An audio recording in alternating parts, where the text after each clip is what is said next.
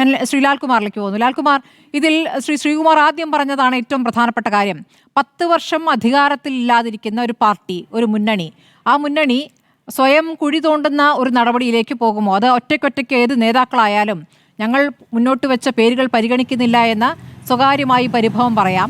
അതിലപ്പുറം പരസ്യ പ്രതികരണത്തിലേക്ക് അല്ലെങ്കിൽ പരസ്യമായ പ്രതിഷേധത്തിലേക്ക്, ഒരു തെരുവിലെ പ്രതിഷേധത്തിലേക്ക് ഒന്നും പോകാനുള്ള ധൈര്യം നിലവിൽ ഇപ്പോഴത്തെ പ്രായോഗിക രാഷ്ട്രീയത്തിൽ അവർക്കില്ല എന്നുള്ളതല്ലേ സത്യം?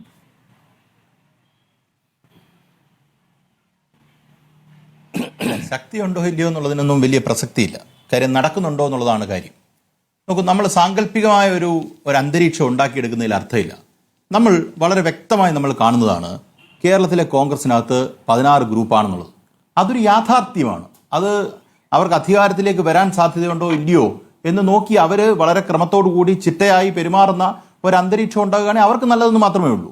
ഇവിടെ സംഭവിക്കുന്നത് എന്താ? ഇന്നത്തെ റിപ്പോർട്ടറുടെ വാർത്ത ഞാൻ കേൾക്കുമായിരുന്നു. അതിനകത്ത് പറഞ്ഞിരിക്കുന്നത്, എനിക്ക് എക്കോ കേൾക്കുന്നു, ഒന്ന് ശരിയാക്കാൻ പറയൂ. ഞാനങ്ങ് പറഞ്ഞോളാം, പക്ഷേ എക്കോ കേൾക്കുന്നു. ശരിയാക്കും. ഇതിനകത്ത് ശശി തരൂരിന്റെ നേതൃത്വത്തിൽ MK രാഘവൻ വഴി ഒരു ഗ്രൂപ്പ് ഉണ്ടാക്കുന്നു. ഒന്ന്, ശശി തരൂർ കുറച്ച് നാൾ മുമ്പ് കേരളത്തിൽ എന്താണ് പറഞ്ഞുകൊണ്ടിരുന്നതെന്ന് നമുക്കറിയാം. നമ്മൾ തമ്മിൽ തന്നെ ആ ചർച്ചയിൽ പലതും ഇരുന്നിട്ടുണ്ട്. ശശി തരൂർ അദ്ദേഹത്തിന്റെ ആഗ്രഹം പ്രകടിപ്പിച്ചത് നമുക്ക് വ്യക്തമാണ്. മുരളീധരൻ ഓരോ ദിവസവും ഓരോന്ന്, അദ്ദേഹത്തിന് എവിടെയാണ് നിൽക്കുന്നതെന്ന് അദ്ദേഹത്തിന് തന്നെ അറിയത്തില്ല. 2, ഷാഫി പറമ്പിലും രാഹുൽ മാങ്കൂട്ടവും കൂടെ ചേർന്ന് KC വേണുഗോപാലിന്റെ അടുക്കിലേക്ക് അടുക്കുന്നു എന്ന് പറഞ്ഞ് കേരളത്തിലെ മാധ്യമങ്ങൾ ചർച്ച ചെയ്തിട്ടുണ്ട്. അതൊരു ഗ്രൂപ്പായി മാറി VD സതീശനെ വേണ്ട എന്ന് പറയുന്ന അവസ്ഥയിലേക്ക് വന്നിട്ടുണ്ടെന്ന് ഒരു വാദം. VD സതീശൻ തന്നെ ഒരു ഗ്രൂപ്പ് ഉണ്ടാക്കുന്നു. പഴയ I ഗ്രൂപ്പിൽ നിന്ന്, വിശാല ഐയിൽ നിന്ന് മാറി രമേശ് ചെന്നിത്തലയ്ക്ക് എതിരായിട്ട് പ്രവർത്തിക്കുന്നു. രമേശ് ചെന്നിത്തല ഒരു ഗ്രൂപ്പ്. ഇതൊക്കെ ഉള്ളതല്ലേ? ഇത് ഇല്ലാത്തതാണോ ഇത്? രമേശ് ചെന്നിത്തല കഴിഞ്ഞ ദിവസം യൂത്ത് കോൺഗ്രസിന്റെ സംസ്ഥാന അധ്യക്ഷൻ ആരാകുമെന്ന ചോദ്യത്തിന് കേരളത്തിലെ മാധ്യമപ്രവർത്തകരോട് അബിൻ വർക്കിയെ ചൂണ്ടിക്കാണിക്കുന്നു. അവസാനം അബിൻ വർക്കി അതിനകത്ത് വരാതിരിക്കുന്നു. അപ്പൊ ചുരുക്കത്തിൽ പറഞ്ഞാൽ ഇവർ ഒന്നിച്ച് ഒരേ സ്വരത്തോടു കൂടി പെരുമാറുന്ന ആൾക്കാരാണെങ്കിൽ ഇങ്ങനൊരു അന്തരീക്ഷം ഉണ്ടാകേണ്ട കാര്യമില്ലല്ലോ. കോൺഗ്രസ് എല്ലാ കാലത്തും അങ്ങനെയൊക്കെയല്ലേ നമ്മൾ കാണുന്നതാണ്. കോൺഗ്രസ് എല്ലാ കാലത്തും അങ്ങനെയൊക്കെയല്ലേ? അല്ല, സ്മൃതി, ഇവിടുത്തെ പ്രശ്നം പറഞ്ഞുതരാം. കോൺഗ്രസ് എല്ലാ കാലത്തും അതാണ് എന്ന് പറഞ്ഞാൽ ഓക്കെയാ. അപ്പം പിന്നെ ഞങ്ങൾക്ക് വളരെ ഒന്നായിട്ട് ചിട്ടയോടുകൂടി എല്ലാം ഒന്നിച്ചാന്ന് പറയരുത്. രണ്ടും കൂടെ പറ്റത്തില്ല. സ്മൃതി പറഞ്ഞ വാദം ഞാൻ പൂർണ്ണമായിട്ട് അംഗീകരിക്കാൻ തയ്യാറാണ്. കോൺഗ്രസ് എല്ലാ കാലത്തും ഇങ്ങനെയല്ലേ? അത് നമ്മൾ ഇത്ര പറഞ്ഞുള്ളൂ. കോൺഗ്രസിനകത്ത് 50,000 അഭിപ്രായം, 50,000 പേര് അങ്ങോട്ടും ഇങ്ങോട്ടും പറഞ്ഞു കിടക്കുന്നുണ്ട്. അത് ജനാധിപത്യം ഉള്ളതാണെന്നുള്ളൊരു വാദവും കൂടെ അവർ പറയുന്നു എന്നുള്ളത് മാത്രമേ ഉള്ളൂ മിച്ചം. ഞാൻ പറഞ്ഞു വരുന്നത്, യഥാർത്ഥത്തിൽ സംഭവിക്കുന്നത് അവർ തോന്നിയപടി ഓരോരുത്തർ ഓരോ രീതിയിലാണ് പോകുന്നത്.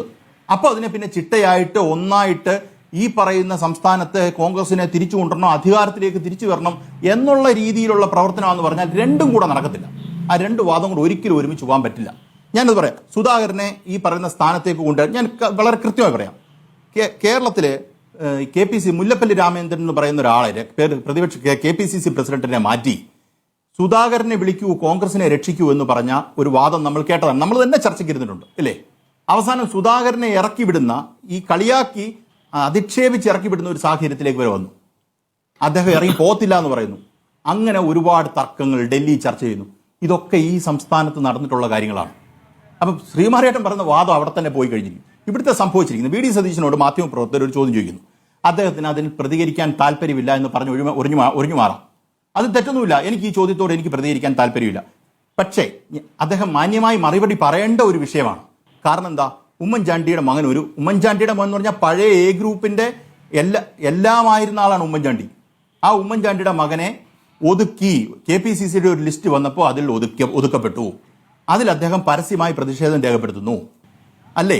അബിൻ വർക്കിക്ക് സ്ഥാനം കിട്ടാതെ വരുന്നു. KC വേണുഗോപാലിന്റെ താല്പര്യത്തിനുണ്ടാകുന്നു.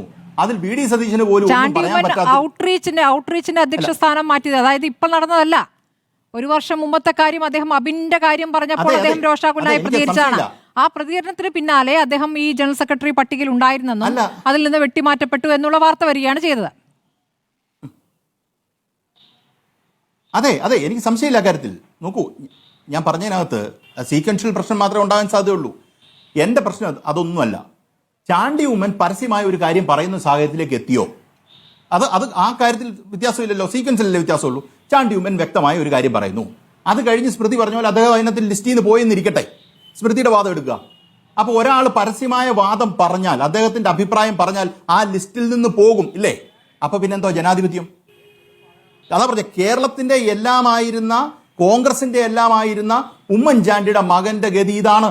അപ്പൊ കേരളത്തിൽ നടക്കുന്നത്, കേരളത്തിലെ ഗ്രൂപ്പ് സമവാക്യങ്ങളിൽ വി.ഡി. സതീശനോ രമേശ് ചെന്നിത്തലയ്ക്കോ ഈ പറയുന്ന ആൾക്കാർക്ക് ആർക്കും ഒന്നും ചെയ്യാൻ പറ്റാത്ത രീതിയിൽ, സുധാകരൻ കാര്യം പോട്ടെ, സുധാകരൻ പണ്ടേ പിക്ചറിലില്ല, കെ.സി. വേണുഗോപാൽ പിടിമുറുക്കിയിരിക്കുന്നു. കെ.സി. വേണുഗോപാൽ പറയുന്നതേ കാര്യം നടക്കത്തുള്ളൂ. അതിന്റെ പ്രതിഷേധമാണ് സത്യത്തിൽ വി.ഡി. സതീശൻ എന്ന് കാണിച്ചത്. അദ്ദേഹത്തിന്റെ ആങ്കർ, അൺബ്രിഡിൽഡ് ആങ്കർ പുറത്തു വന്നു എന്നുള്ളത് മാത്രമേ ഉള്ളൂ.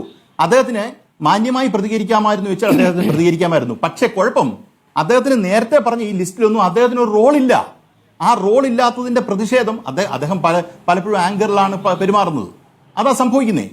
ഈ ഒരു ചോദ്യം ചോദിച്ചാൽ അദ്ദേഹം ഒഴിഞ്ഞു മാറുകയും അങ്ങനെ പോകേണ്ട കാര്യം. ഒരിക്കൽ പോലും ഞാൻ വി.ഡി. സതീശനെ ടഫായിട്ടൊരു ക്വസ്റ്റ്യൻ, സംഘടനാപരമായിട്ട് ടഫായിട്ടൊരു ചോദ്യം ചോദിച്ചാൽ, ഞാനിത് നേരത്തെയും റേസ് ചെയ്തിട്ടുള്ള കാര്യമാണ്, വി.ഡി. സതീശൻ അപ്പോൾ ഒഴിഞ്ഞു മാറും. എന്നിട്ട് വി.ഡി. സതീശൻ പറയും അത് കെ.പി.സി.സി പ്രസിഡന്റോട് ചോദിക്കാൻ പറയും. കാര്യം ഒരു ഡിഫിക്കൽട്ട് സിറ്റുവേഷനിൽ എക്സ്പ്ലെയിൻ ചെയ്യാൻ അദ്ദേഹം പലപ്പോഴും ശ്രമിക്കാറില്ല, ചെയ്യാറുമില്ല. അദ്ദേഹം അത് ബേർഡൻ കറക്റ്റ് ആ ഓണസ് വേറൊരാളേക്ക് ഷിഫ്റ്റ് ചെയ്യാണ് ചെയ്യാറുള്ളത്. അത് ഒരു പൊതുപ്രവർത്തകനിൽ നിന്ന് നമ്മൾ പ്രതീക്ഷിക്കുന്ന ഒരു കാര്യമല്ല. നോക്കൂ, നിങ്ങൾ മുഖ്യമന്ത്രിയോട് ചോദ്യം ചോദിക്കുന്നു, എല്ലാ ചോദ്യത്തിനും ചിലപ്പോൾ അദ്ദേഹം മറുപടി പറഞ്ഞോളുന്നില്ല. പക്ഷെ മറുപടി ടഫായിട്ടൊരു ക്വസ്റ്റ്യൻ അദ്ദേഹം മറുപടി പറയുന്നുണ്ട്, ഒരു ചോദ്യത്തിനെങ്കിലും പറയുന്നുണ്ട്. പക്ഷെ ടഫായിട്ടുള്ള ഒരു ക്വസ്റ്റ്യൻ അദ്ദേഹം ഒരു ബാക്ക് ഫുട്ട് നിൽക്കുന്ന ഒരൊറ്റ ചോദ്യത്തിന് ഉത്തരം പറയുന്നത് ഞാൻ എന്റെ ഇത്രയും നാളത്തെ നിരീക്ഷണത്തിൽ കണ്ടിട്ടില്ല. അദ്ദേഹം സംഘടനാപരമായി വരിക, രാഹുൽ മാങ്കൂട്ടത്തിൽ വരിക, ഓരോ ചോദ്യങ്ങളും രാഹുൽ മാങ്കൂട്ടം സഭയെ വരുമോ എന്ന് ചോദിക്കുന്ന ചോദ്യത്തിനകത്ത് അദ്ദേഹം പ്രതികരിക്കാതിരിക്കുക. ഈ പ്രതികരിക്കാതെ അദ്ദേഹത്തിന്റെ സ്ലേറ്റ് ക്ലീൻ ആക്കിക്കൊണ്ട് വേറൊരാളിലേക്ക് ബേർഡൻ ഷിഫ്റ്റ് ചെയ്യുക. ഇത് പക്ഷേ അദ്ദേഹത്തിന് പറ്റാത്തൊരു സാഹചര്യത്തിലേക്ക് വന്നു കാര്യങ്ങൾ. അതുകൊണ്ടാണ് ആ ആങ്കറാണ് പുറത്തു വരുന്നത് എന്നുള്ളതാണ് ഞാൻ മനസ്സിലാക്കുന്നത്. അല്ലാതെ ഈ പറയുന്ന പോലെ വളരെ വിശാലമായി പലർക്കും പല താല്പര്യമുണ്ട്. ഐ ഗ്രൂപ്പിന്റെ പഴയ കരുണാകരന്റെ മോന് കൃത്യമായി പ്രതിഷേധം ഉള്ളതുകൊണ്ട് തന്നെയാണ് സ്മൃതി ഇത് ഇങ്ങനെ ഡെവലപ്പ് ചെയ്തത്. കാരണം അതുകൂടെ ഞാൻ പറഞ്ഞ് അവസാനിപ്പിക്കാം. നോക്കൂ, കരുണാകരന്റെ മോന് അല്ലെങ്കിൽ കെ മുരളീധരന് ഈ സ്മൃതി പറഞ്ഞ വാദത്തിന് നേരെ റദ്ദ് ചെയ്തുകൊണ്ടല്ലേ ശ്രീമാരേട്ടൻ പറഞ്ഞത്? അങ്ങനെ ആയിരുന്നുവെങ്കിൽ, സ്മൃതി പറഞ്ഞ വാദം തെറ്റായിരുന്നുവെങ്കിൽ അദ്ദേഹത്തിന് അത് റെക്ടിഫൈ ചെയ്യാൻ എത്ര നേരം വേണമായിരുന്നു? രാവിലെ ഉച്ചയ്ക്കും വൈകിട്ടും മാധ്യമപ്രവർത്തകരെ കണ്ട് ഒരുപാട് പ്രാവശ്യം വാർത്താ സമ്മേളനം നടത്തുന്ന ഒരാളാണ് കെ മുരളീധരൻ. കെ മുരളീധരൻ ഈ പറയുന്ന സ്പഷ്ടമായും വ്യക്തമായിട്ടും ഒരക്ഷരം പോലും ഈ വിഷയത്തിൽ ഇതുവരെ മാധ്യമങ്ങളുടെ മുന്നിൽ ഒന്ന് പറഞ്ഞ് ഞാൻ കേട്ടില്ല. വരും എന്നൊക്കെ പറഞ്ഞ് ഇപ്പൊ താങ്കൾ ഒരു സ്റ്റേറ്റ്മെന്റ് പറഞ്ഞു. പക്ഷേ അദ്ദേഹം ഇത് തെറ്റാണ്, ഞാൻ ഇന്ന ഗുരുവായൂർ വന്നതാണ്, അല്ല ഞാൻ ഇതിന് UDFന്റെ യോഗത്തിൽ പങ്കെടുക്കും, നിങ്ങൾ മാധ്യമങ്ങൾ ഫാബ്രിക്കേറ്റ് ചെയ്യുന്നത് പോലെ അല്ല മാനിപ്പുലേറ്റ് ചെയ്തെടുക്കുന്ന പോലത്തെ ഒരു സ്റ്റോറി ഇതിനകത്തില്ല എന്ന് അദ്ദേഹം പറഞ്ഞോ? ഇല്ല. അപ്പൊ മാധ്യമങ്ങൾ കുറച്ചു ദിവസങ്ങളായി ഇന്ന് പറഞ്ഞ കാര്യങ്ങൾ അത് എയറിൽ നിൽക്കണം എന്ന് കെ മുരളീധരന് കൃത്യമായ താല്പര്യം ഉണ്ടായിരുന്നു. അത്രേ ഉള്ളൂ കാര്യം, വേറൊന്നുമില്ല. ഞാൻ നിർത്തി.